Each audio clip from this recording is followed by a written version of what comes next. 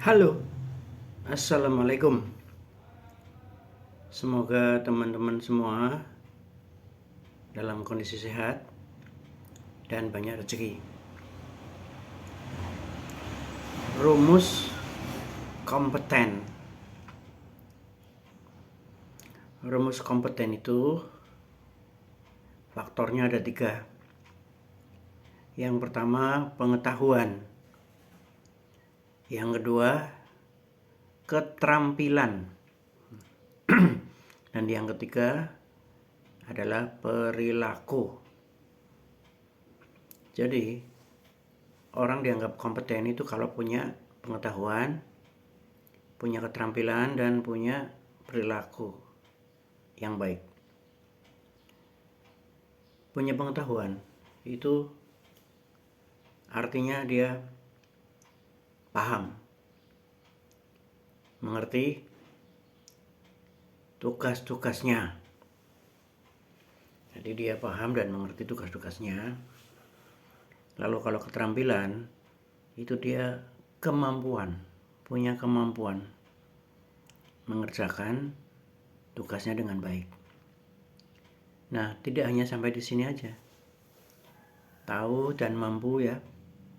Tapi orang itu harus punya perilaku yang baik, punya perilaku yang sesuai. Nah, ini masalah perilaku ini itu ada dilematik di sini. Dilematik apa? Kalau Anda bekerja di perusahaan perorangan, perusahaan keluarga, nanti ukuran perilakunya jadi subjektif. Tapi kalau di perusahaan yang profesional itu lebih sistematis. Tapi profesional itu juga mesti dilihat di BUMN, swasta yang besar, yang relatif sudah profesional. Tapi masih ada unsur-unsur subjektivitas. Misalnya unsur keluarga. Jadi di BUMN itu juga masih ada unsur keluarga. Keluarga di sini dimaksud adalah sama-sama alumni misalnya. Kalau atasannya Undip, dia akan cari bawahan-bawahan yang sama-sama Undipnya. Kalau seniornya ITB, itu dia akan cenderung mencari yang sama-sama ITB. Alasan profesionalnya adalah kalau sama-sama alumni, itu pola pikirnya sama, Pak. Pola pikirnya sama. Jadi kalau mereka berembuk mengenai sebuah pekerjaan, itu pola pikirnya sama. Itu untuk unsur kekeluargaan alumni. Dan ini ada, kenyataannya ada. Asal-usul. Nah, asal-usul juga. Jadi orang-orang di Jakarta itu yang udah senior-senior, bekerja di BUMN, bekerja di swasta, itu cenderung lebih memilih yang satu daerah. Bukan suatu hoak ya. Tapi kita tahu kalau orang Batak kerja di Damri misalnya, pasti dia akan cari orang-orang Batak yang lainnya. Demikian juga orang-orang Wonogiri gitu. Dia akan cari-cari orang Jawa Tengah yang sama-sama Wonogiri. Preferensinya. Nah, jadi kembali ke pengetahuan, perilaku, dan kompetensi. Ini, jadi untuk perilaku ini Anda juga harus memilah-milah. Ya. Kalau Anda berasal dari UGM gitu, sementara teman Anda sebelah itu dari Undip, sementara atasan Anda Undip, nanti Anda akan rasakan perbedaan treatment, perbedaan perlakuan. Jadi itu Anda harus pahami dulu.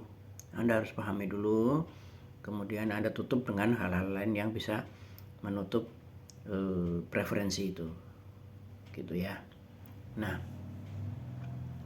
pengetahuan itu mendasari keterampilan seseorang, teman-teman.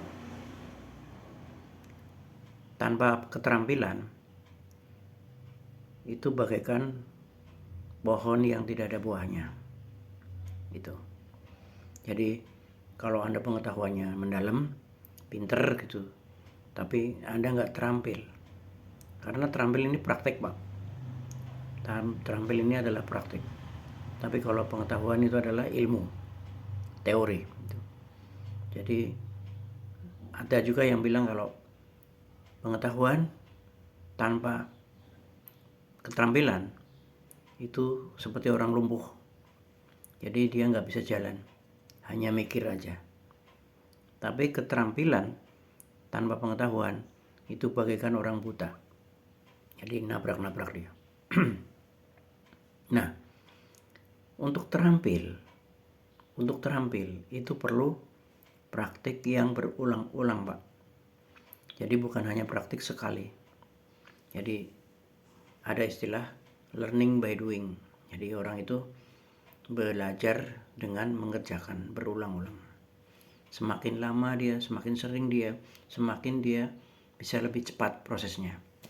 Semakin sering dia mengerjakan sesuatu, itu semakin sempurna pekerjaannya. Gitu. Nah, ketiga faktor yang dinilai ini dipakai untuk penilaian karyawan, teman-teman. Penilaian pegawai di segala tingkatan. Ya. Jadi di segala tingkatan. Tingkatannya kita bagi 3 aja lah. Staff yang paling bawah ya. Kemudian yang di tengah-tengah mungkin ada supervisor, mungkin ada mandor, mungkin ada kepala cabang atau wilayah. Nah, yang paling tinggi itu adalah direktur ya.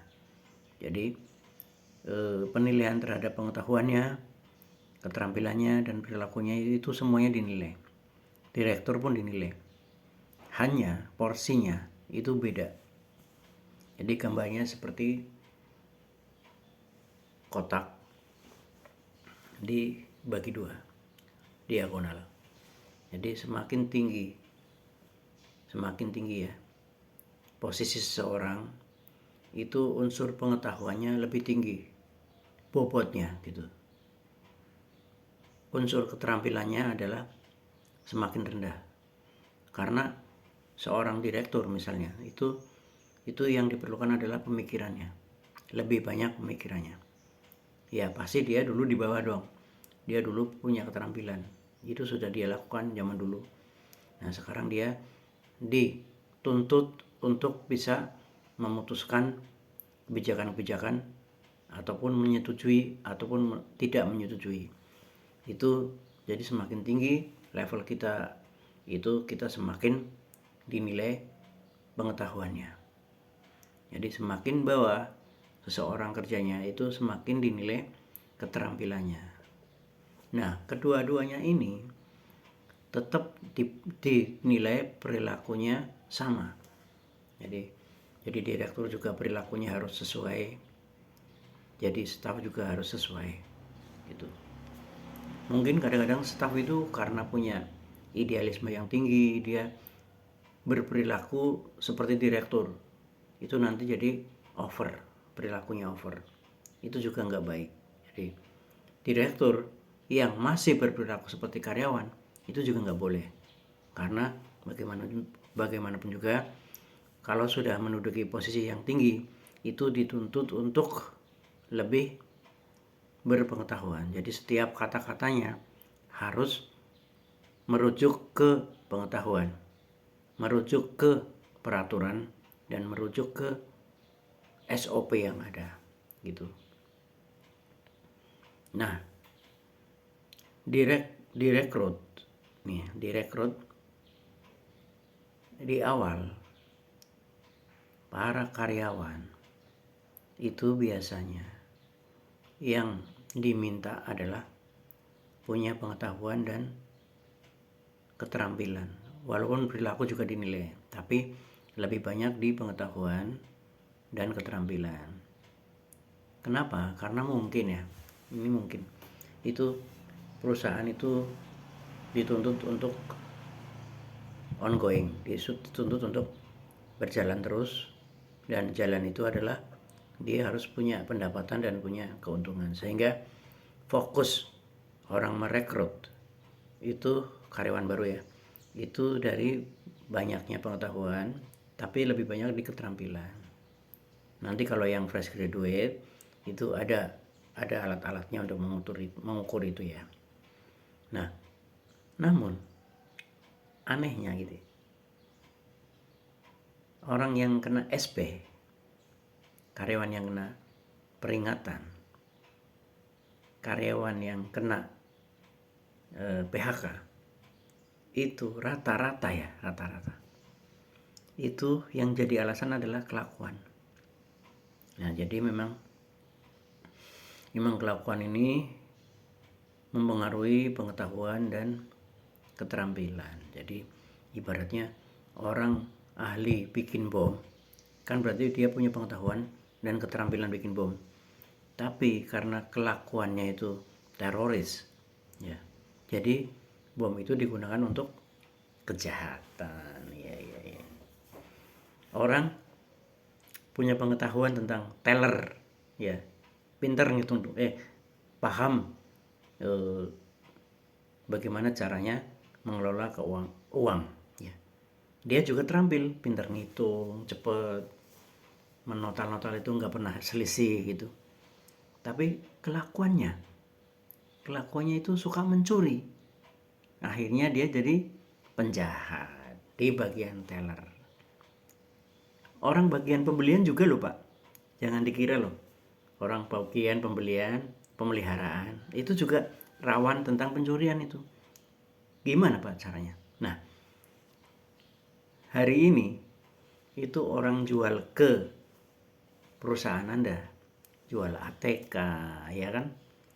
Jual AC, jual genset, jual motor dan lain sebagainya, itu mereka pasti ada biaya promosi, ya kan? Nah, di samping biaya promosi juga mereka ada uang pelicin yang disahkan dari perusahaan, misalkan Ahas gitu ya, misalkan Honda gitu. Itu memang ada uang untuk memberikan kepada bagian pembelian ini yang di perusahaan ini. Nah, ini juga rawan penyalahgunaan pencurian ini. Pemeliharaan, Anda punya kantor 100 kantor, AC-nya minimal 800 lah katakanlah. Nah, untuk masuk menjadi bagian maintenance AC, itu hari ini itu orang berebut Pak. Jadi siapa yang bisa menservis AC Anda seluruh cabang, itu dia dapat keuntungan Pak. Bayangin aja kalau setiap servis sebulan sekali Anda dapat 10%, Anda bagian pembelian. Siapa yang enggak tergiur di situ? Jadi saya cuma mau nambahin ini di sini bahwa kelakuan yang tidak baik, ya, itu ada kesempatan. Karena ada kesempatan di dalam transaksi setiap perusahaan. Saya cuma pesan aja, jangan diremehin kalau bagian pemeliharaan, bagian pembelian itu nggak ada malingnya Pak. Di sana banyak Pak. Nah, untuk memperkuat kompetensi, ya, di sini kan ada pengetahuan, ada keterampilan, dan ada kelakuan. Itu ada beberapa alat yang digunakan. Setelah Anda terlanjur merekrut karyawan yang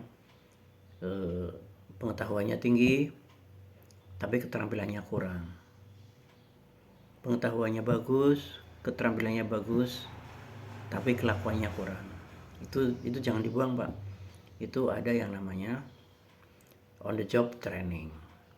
On the job training. Jadi training tapi dia disuruh belajar, ya mungkin magang ya, di cabang tertentu atau di bagian-bagian tertentu. Nah, sehingga di situ dia akan memperoleh pengalaman baru tentang pekerjaan-pekerjaan yang akan dia lakukan. Jadi dia tugasnya belajar, Pak. Jangan dikasih tugas target lagi. Jadi selama seminggu, 2 minggu itu dia off dari kerja, bebaskan dari kerja, dan biar dia mempelajari apa resiko-resikonya. Biarpun itu pekerjaan yang sama, Pak. Misalkan dia teller ya. Teller itu Anda tugaskan untuk belajar. Sana kamu belajar di teller pusat gitu. Di teller pusat. Nanti kamu tanya di sana apa saja yang beresiko tinggi, apa yang tidak beresiko. Karena apa? Orang bekerja itu kadang 5 tahun, 10 tahun mengerjakan hal yang rutin tanpa dia tahu filosofinya. Ini bahaya dan ini diperlukan untuk menambah kompetensi mereka, ya. Menambah perilaku juga, gitu. Menambah pengetahuan juga. Nah, gitu ya. Jadi on the job training itu juga sering digunakan di perusahaan BUMN, di perusahaan swasta besar. Jadi bagi para UKM atau pengusaha kecil yang perorangan, jadi jangan meremehkan atau cobalah, kalau Anda belum pernah ya ini lakukanlah yang namanya on the job training. Karena kalau karyawan Anda yang sudah terlanjur Anda rekrut dan kemudian punya kekurangan di pengetahuan, punya pengetahuan di keterampilan dan pengetahuan di kelemahan di perilaku, itu masa mau Anda buang saja? Jangan dong. Jadi diperbaiki, dibuat lebih baik. Nah, yang sering terjadi itu adalah setelah belajar itu pulang nggak diapa-apain. Nah, sebaiknya saat berangkat itu diberitahu, kamu saya berangkatkan 2 minggu di Jakarta untuk tugas belajar mengenai perilaku. Nanti Anda amati di sana, ada konsultasi di sana, perilaku yang baik itu seperti apa. Nanti pulangnya Anda suruh dia presentasi apa saja yang kamu dapatkan dari sana. Nanti Anda cocokkan dengan perilaku yang diharapkan. Seperti itu. Jadi kita sering nyuruh orang untuk belajar, tapi kita lupa mengevaluasi hasil belajarnya, gitu. Dan perlu juga apa? Yang namanya debrief. Jadi dites, suruh presentasi. Kita bukan mau membantai karyawan, tapi kita mau tahu hasilnya. Nah, dalam magang itu nanti mereka akan diberi kasus-kasus dari praktek, Pak. Bukan kasus-kasus yang hanya di buku, tapi kan karena para teller di Jakarta itu dia praktek, dia akan menceritakan kasus yang terjadi di Jakarta, itu prakteknya apa aja yang harus tidak bisa diulang lagi, jangan diulang lagi di cabang-cabang. Gitu, Pak. Jadi kembali ke kompetensi. Jadi kompetensi Anda sebagai karyawan, Anda juga harus sadar bahwa kalau Anda pengen menjadi karyawan yang baik, karyawan yang dinilai baik, karyawan yang cepat naik pangkat, karyawan yang rezekinya berlimpah, jadi Anda jangan melupakan pengetahuan. Belajar terus, belajar terus. Anda jangan lupa mengasah keterampilan. Ya. Kerja lebih baik, kerja lebih baik, kerja lebih baik. Dan Anda juga harus memperbaiki perilaku Anda. Jujur, disiplin, gitu. Jadi nggak ada orang sukses yang terpisahkan dari kebiasaan baik, perilaku baik, disiplin, jujur, ya. Itu tetap saja Anda lakukan. Jangan sekali-kali kotori pekerjaan Anda dengan hal-hal yang buruk. Bahkan dari senyum itu Anda harus yang baik. Terima kasih. Assalamualaikum warahmatullahi wabarakatuh.